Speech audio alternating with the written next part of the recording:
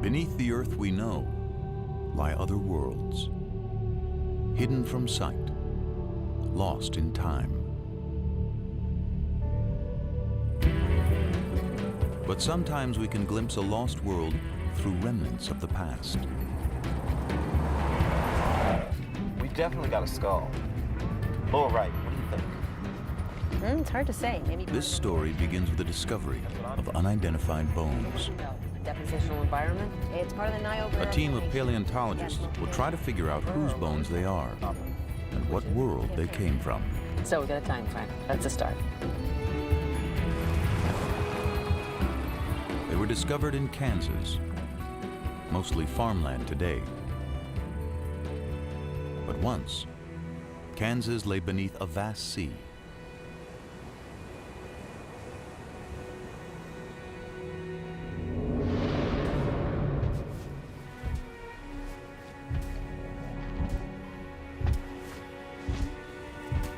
It was 82 million years ago, during the age of the dinosaurs.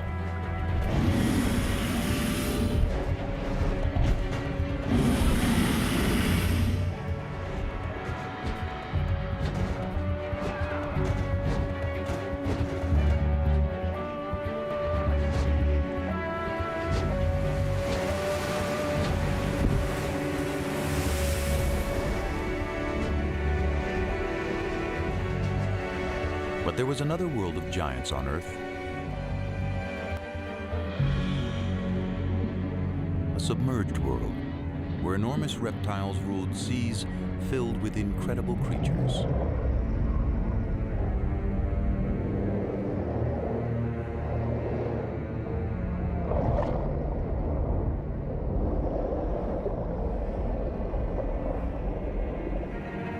These were the most dangerous seas of all time. No living thing was safe.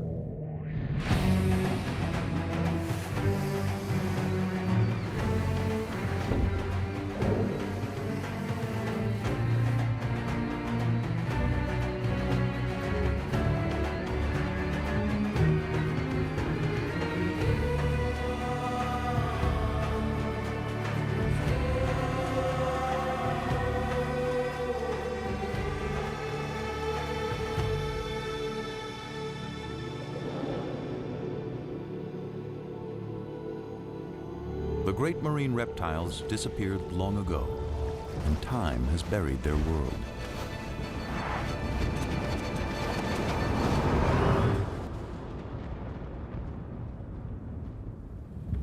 But any of us might still encounter a sea monster.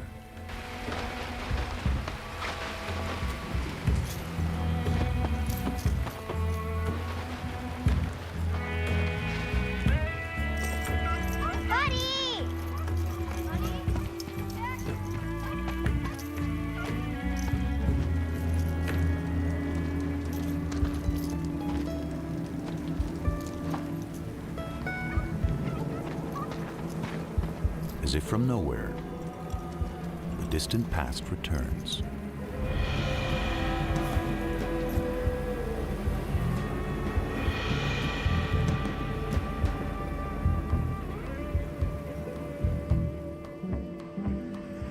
The scientists hope to find not just the fossil of an ancient creature, but a story recorded in its bones.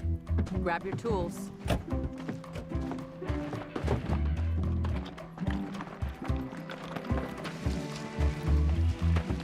Rain washed some of the chalk away and exposed it. This is great. Okay. They recognize it as something special, Very long and narrow. a rare Dolly corincops, a dolly for short.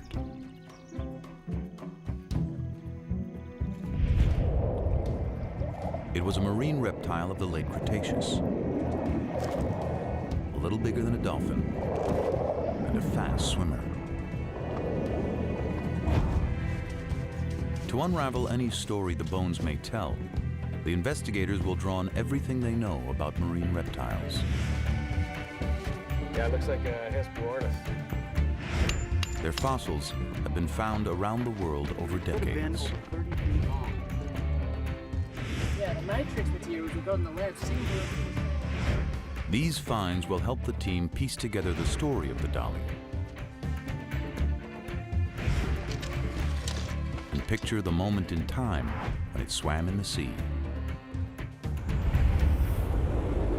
In many ways, the dolly's world was far different from ours. The climate was warmer, sea levels were higher, and more of Earth was submerged. This dolly would have lived in a vast inland sea that cut North America in two.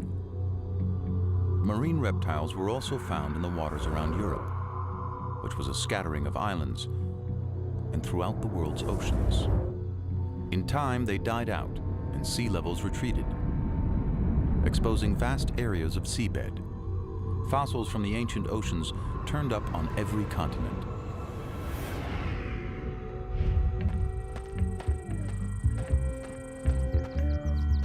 A discovery in the Australian outback offers clues to how the dolly's life may have begun. Seems to be laying out in a pretty consistent pattern. 95% of the fossils we're finding here are the bones of juveniles. So many small bones in one area suggest that marine reptiles gathered in protected shallows to give birth. And in North America, that's how the story of this dolly begins to unfold. Imagine that one of the creatures in the shallows is a pregnant dolly corincops. She gives birth to a male, 18 inches long and colored like his mother.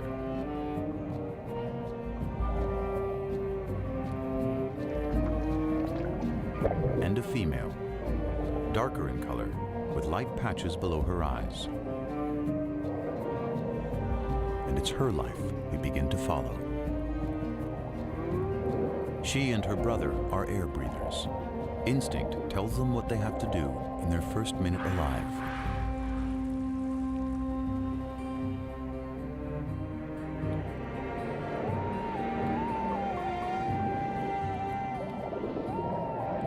From the beginning, the little female and her brother practice skills they'll need one day, when they'll have to leave the safety of the shallows for the dangerous seas beyond.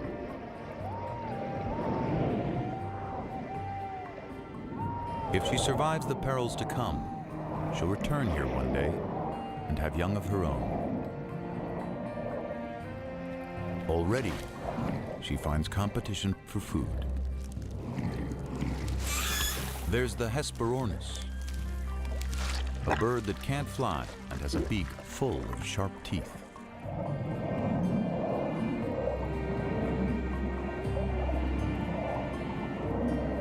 And the Styxosaurus, a distant cousin of the dollies with a supersized neck.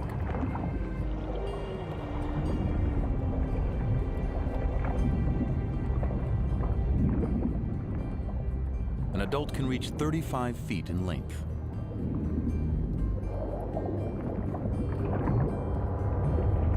More than half of it, neck.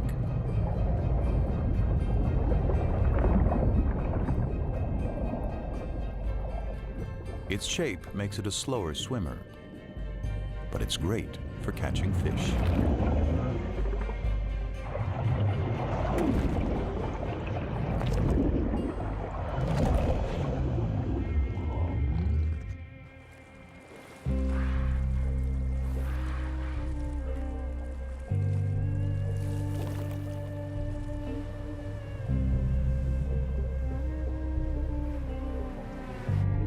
The little dolly soon comes across creatures that move by pumping jets of water from their shells.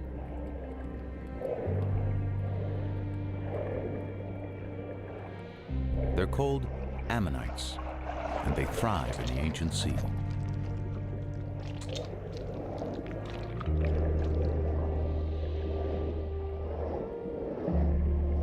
They have rock-hard armor, and perhaps another defense: swim too close like the little female and get a face full of ink.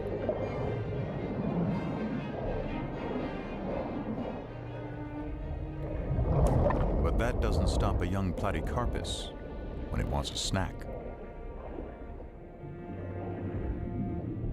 Ammonites were once abundant, and their fossils have been uncovered often, even by a road crew in Texas.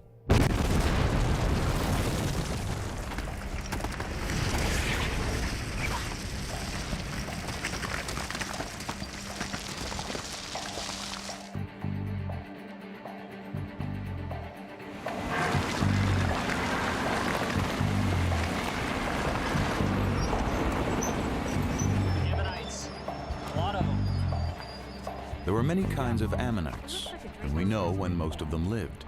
So their fossils are like markers in time. Identify an ammonite, and you can date other less common fossils nearby. That helps place dollies in the long history of marine reptiles. It began some 250 million years ago in the Triassic period, with land reptiles that moved into the sea. They developed webbed feet, then flippers. Some had elaborate armor. Into the Jurassic, they continued to evolve. To see at great depths, some had eyes the size of dinner plates. Top predators grew immense and powerful, reaching their peak in the late Cretaceous, near the end of the dinosaur age. The very time when the dolichoryncops lived.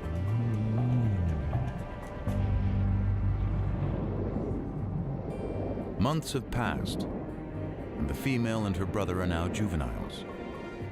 But they're still in the safety of the shallows and unaware of the huge predators in the sea beyond. For now, they're mastering the art of catching their favorite prey, herring-like fish called encotis.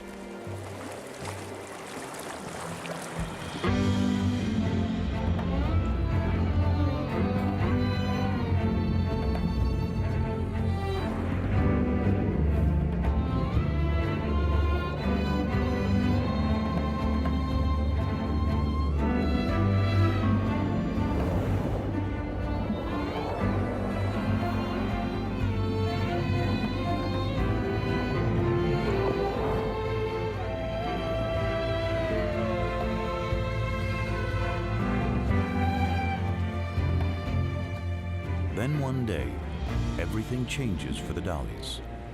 Perhaps it's a change of seasons that causes the encotis to head out to sea on a migration. The dollies must follow their main source of food.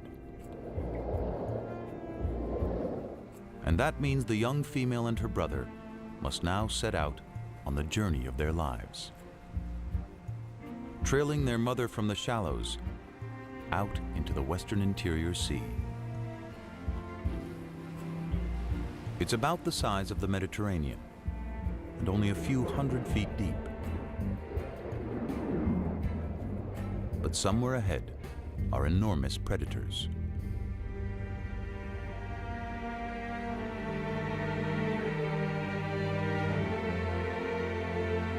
We know because where those predators once swam, the layered earth holds their remains as if a vast graveyard. Exposed to wind and rain, it gradually reveals what's within.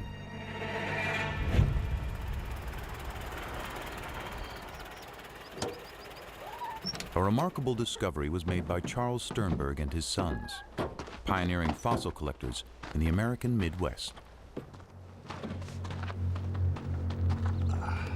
I covered it so nobody else would notice and disturb it. Yeah. Skull looks like some kind of tylosaur. Big one. Levi, you look over there, about where the It was a tail creature might like this the dollies might encounter in be. deeper That waters. looks like limbs. Waters filled with dangers.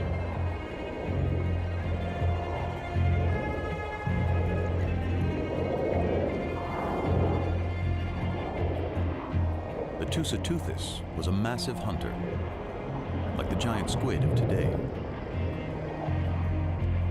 Up to 30 feet long and abundant in the inland sea.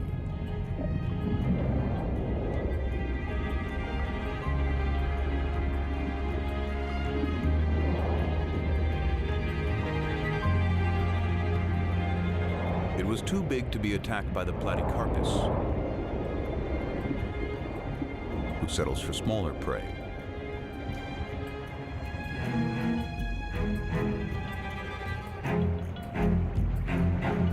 Platycarpus itself was fierce,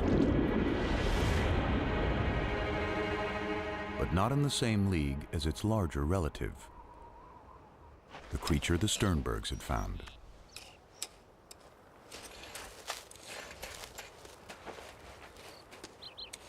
Few ocean predators ever would compare with the beast they were uncovering. Think I've got some tail vertebrae over here. Could be lower limb bones. Part of a paddle. Skull here, paddle there. Tail vertebra over there. This fella could be giant-sized. It was a giant with no enemy.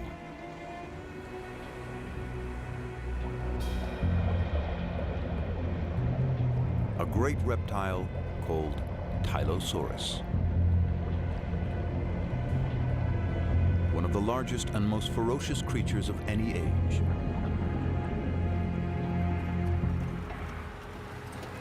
A fossil of a closely related beast tells us more. תבדוק מה מצאנו פה?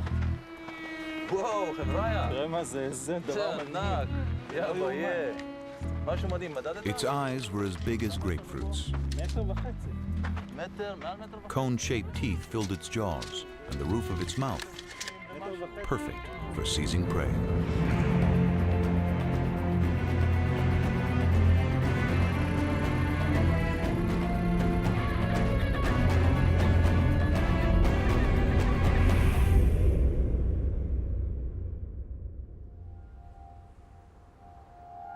The Tylosaurs were out there, but there were other predators more easily spotted.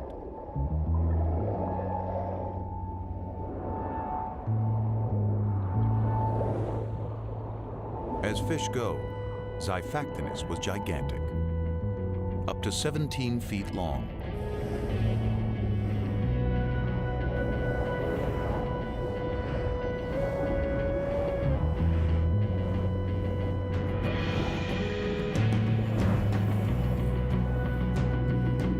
More than twice the size of the little female dolly.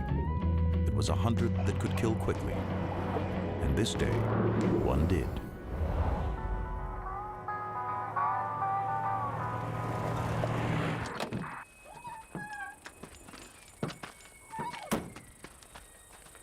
We know what happened from a fossil excavated in the Badlands of Kansas by Charles Sternberg's son, George. Mr. Sternberg, I called from the newspaper. There's a lot of talk about what you found out here. Glad you could come. Thank you. Caught a pretty big fish here. What is it exactly? This is a 13-foot Xiphactinus, but there's more to it. As I went through digging out the fossil, I noticed something beneath the ribs. I found some vertebrae, kept on going. Turned out to be an entire animal inside.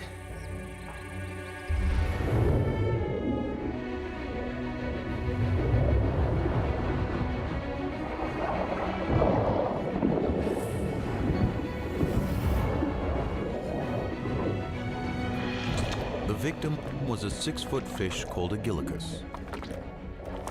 Such a mouthful that swallowing it killed the Xiphactinus, a prehistoric victim of gluttony.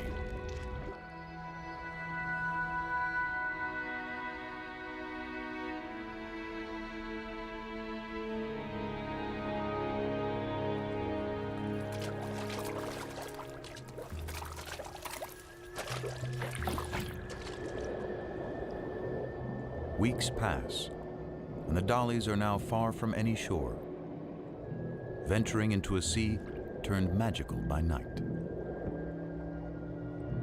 Microscopic plankton give off an eerie glow.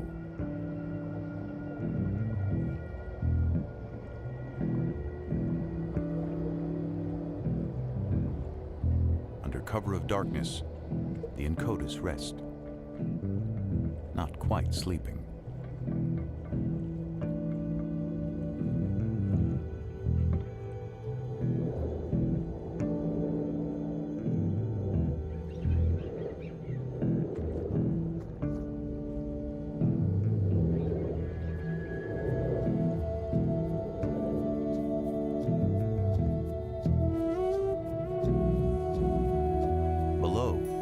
is a mass spawning of straight-shelled ammonites.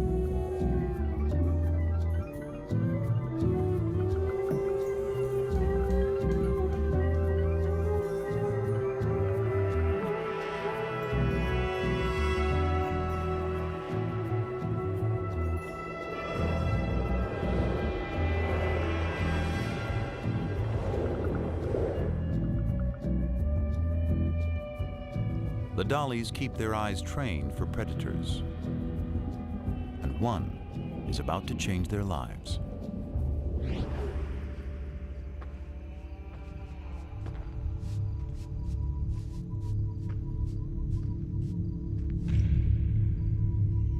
There's hundreds of shark's teeth here. After a long day hunting fossils, Here's a two amateur collectors unearthed the was a big wealth of shark. shark's teeth.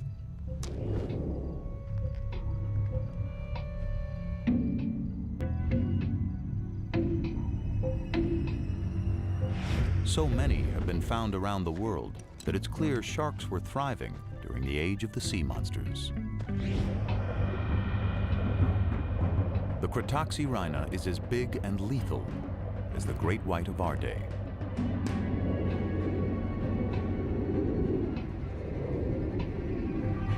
It slices its victims into bite-sized chunks using razor-sharp teeth.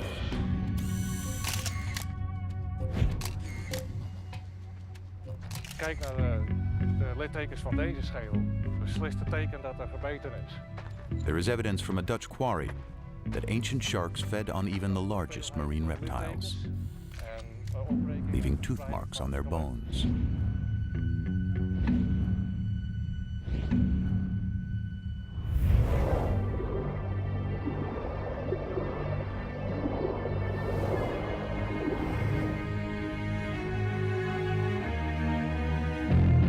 The female and her brother are being watched.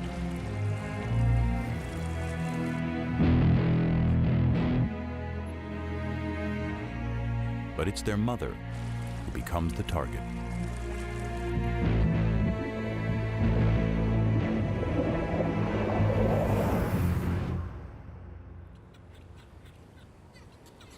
Their mother is gone, but it isn't over. A smaller shark goes after the young female. She's wounded, but she survives the initial charge.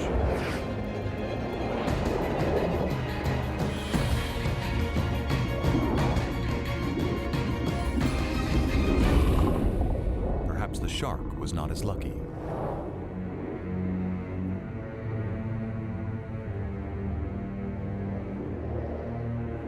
Her injury will heal, though she'll always carry a shark's tooth embedded in her flipper.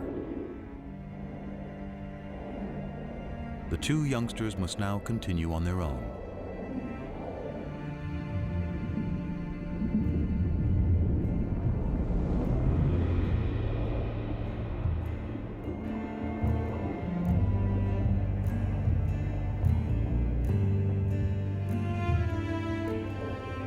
If the female and her brother are going to survive, they'll have to find food and their way in this vast inland sea.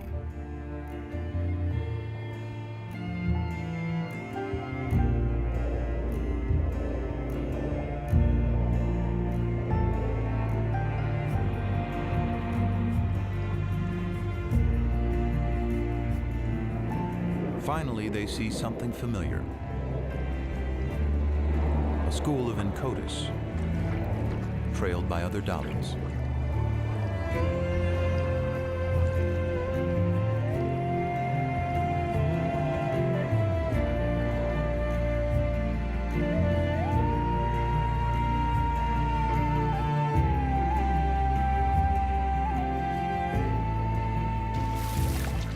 And by the flightless Hesperornis.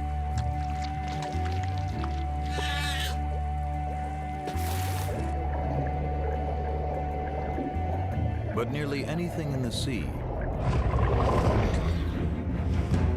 can be a meal for a tylosaur. This one died with a full stomach. Yeah, it looks like a Hesperornis. Big as a pelican. Maybe bigger. The stomach contents of a single tylosaur reveal its enormous appetite. So, this looks like the bone of a 3 to 5 foot long teleost fish.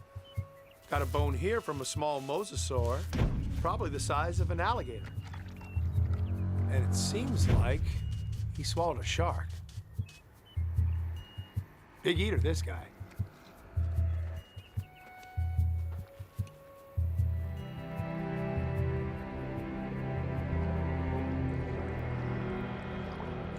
For several weeks, the travelers push on.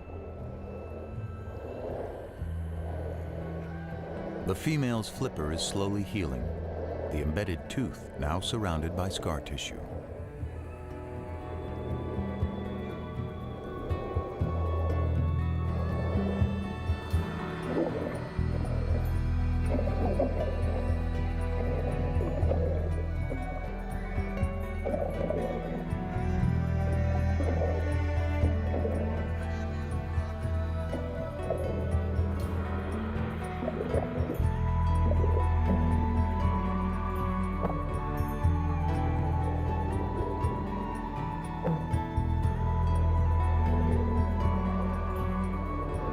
The young female is drawn away by a potential meal of squid.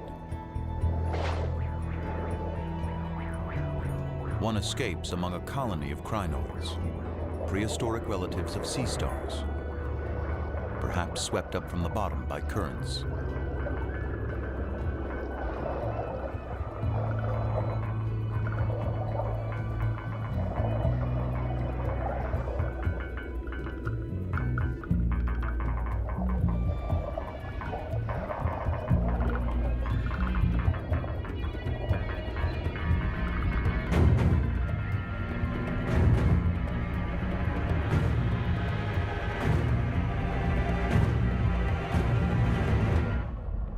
Female has put herself directly in the sights of a giant.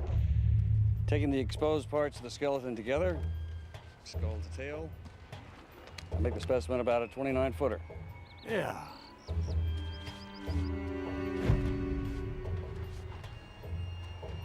There's something in the stomach.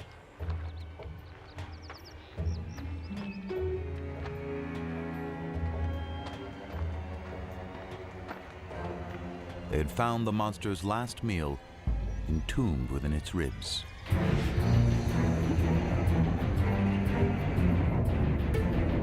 Because dollies are fast, a tylosaur's best bet is to catch one by surprise.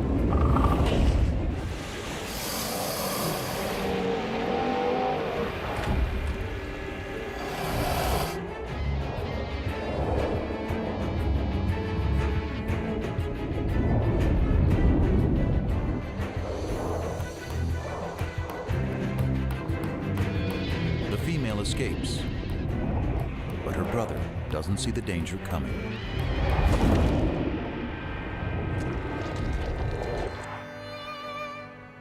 The Sternbergs had discovered a story locked in time of two ancient lives intersecting. But why did the predator die so soon after eating the dolly? Tylosaurs were likely territorial and aggressive, even with each other. Perhaps an older tylosaur suddenly appeared.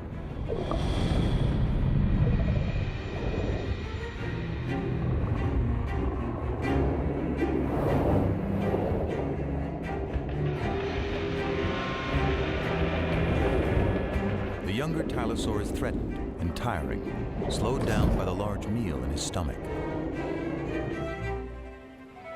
The female dolly is forgotten.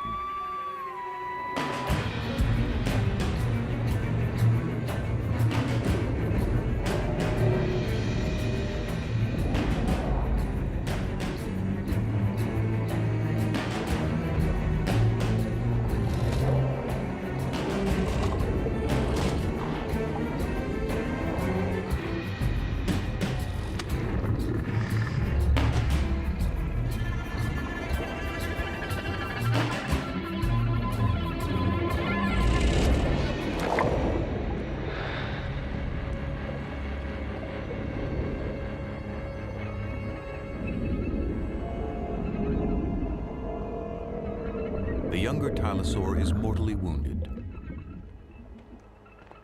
But his story isn't over.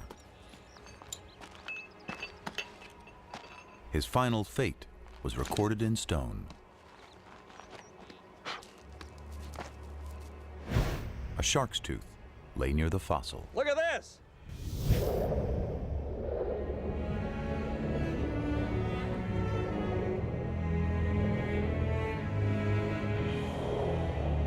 The female moves on with the others. Soon, the scavenging will begin.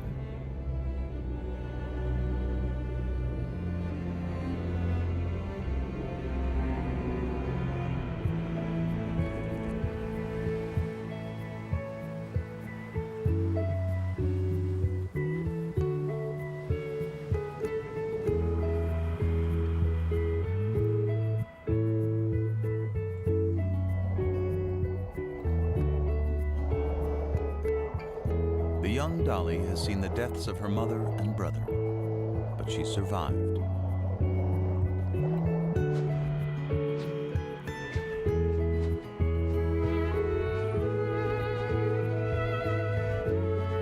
Each year, marine reptiles gather again in the birthing grounds of the shallows. Among them is the Dolly with the wounded flipper, now fully grown. She's completed her journey and returned to the waters of her birth.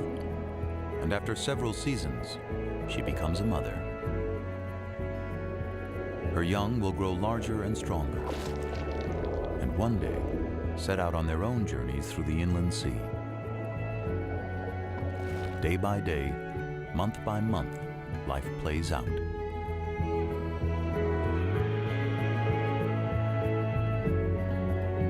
She sees several litters of her offspring mature and depart on lives of their own. Eventually, a year comes when the mother can't finish the migration. One quiet day, when old age has weakened her body, her life comes to a gentle end.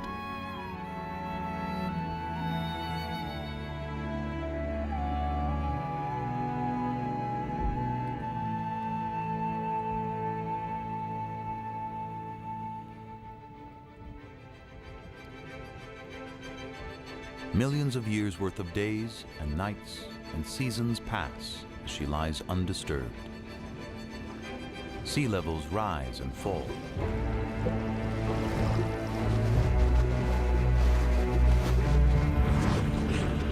Around the world, continents shift. Volcanic activity changes the face of the Earth.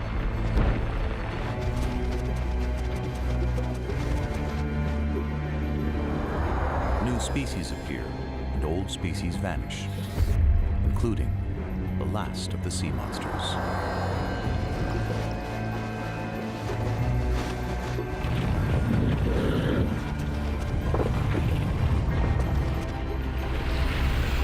Beneath the shifting land, the remains of the great ocean reptiles are turned by time into rock. Buddy? And lie hidden until exposed. Buddy? This time by a summer rain. This is what you think it is. The last one to find something like this was Bonham in 1952. It might be a complete specimen. How are we going to take it out? We may have to plaster the whole thing and take it out in a jacket. Hey, come check this out.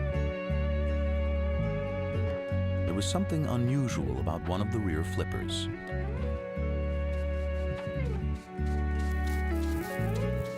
A shark's tooth embedded between the bones.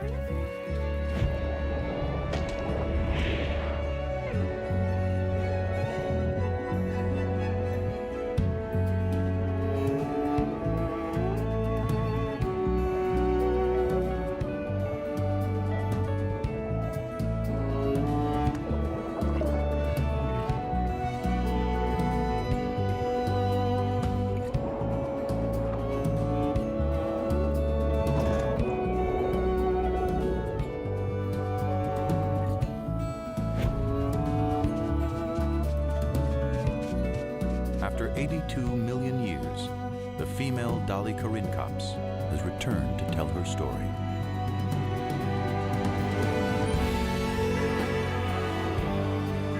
countless other creatures still buried within the layers of the earth, waiting for us to find them, waiting to tell us stories of our world when it was theirs.